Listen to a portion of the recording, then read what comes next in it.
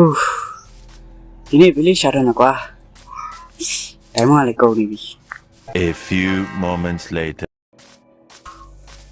ဟာဗီလေးတွေ့ပြီကွာ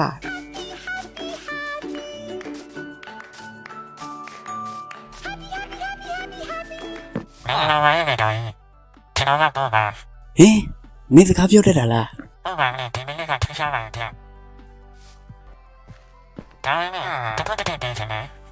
နောက်ဆက်နေတာကလည်းချောင်းပြောင်းသွားတယ်ဟာဘာပြောင်းသွားလဲ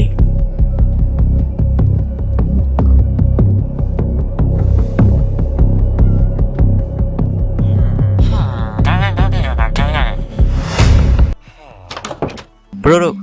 နောက်ဗီဒီယိုမှာသူဘာပြောမလဲသိကြကြလားသိချင်တယ်ဆိုရင်တော့ like and subscribe လုပ်ပေးခဲ့ကြပါဦးဗျ